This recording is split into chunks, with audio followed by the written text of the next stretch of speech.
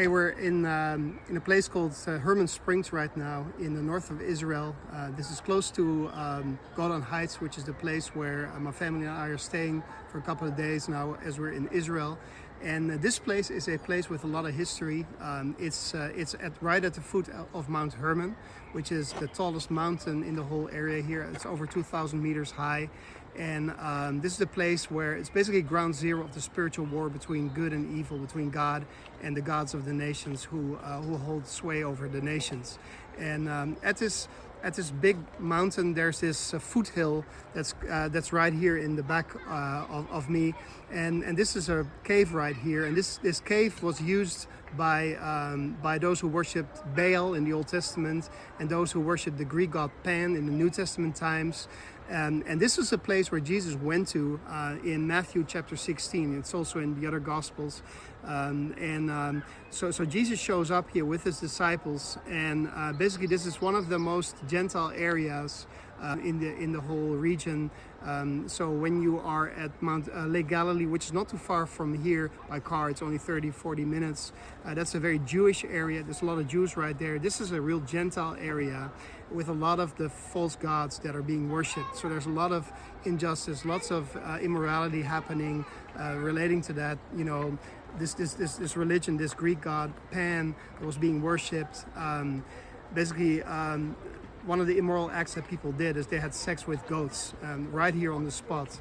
But this is the place where Jesus went to with his disciples, and it must have shocked his disciples that he as a Jew and they as Jews would go here in a place like this.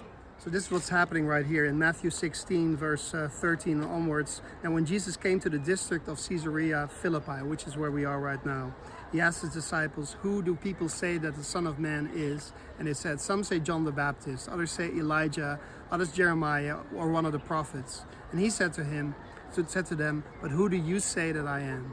Simon Peter replied, "You are the Christ, the Son of the living God." And Jesus answered him, "Blessed are you, Simon Bar-Jonah, for flesh and blood has not revealed this to you, but my Father who is in heaven. And I tell you, you are Peter, and on this rock I will build my church, and the gates of hell, the gates of Hades, shall not prevail against it." Then he strictly charged the disciples to tell no one that he was the Christ. So there's this revelation that Peter got, and I think the other disciples too, that Jesus truly is the Son of God, that he is the Christ. And what is so interesting about this passage is that Jesus says that on this rock I will build my church. And the different traditions, Christian traditions, say different things about this. So you have the Roman Catholics that would say that Peter is this rock. He's the first pope. That's what the Roman Catholics say. And then you have the Protestants who say, no, it's not Peter who's the rock, it's his confession that is the rock, because it's such a powerful confession what he said.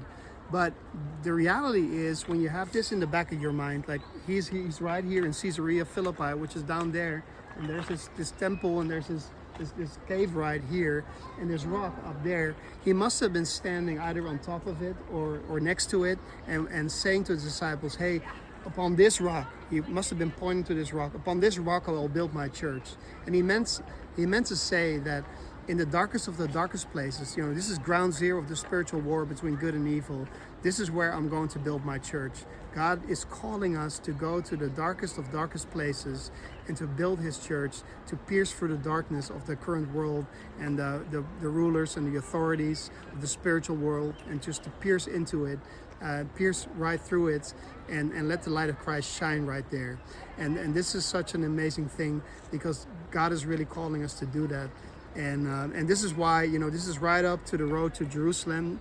There's still a few stops down before Jesus gets to Jerusalem, where he will be crucified. So what he was doing, he was actually baiting Satan to persecute him all the way to the cross, that he would be killed.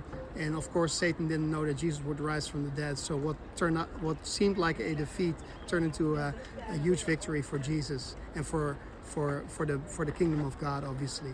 So hope this blesses you.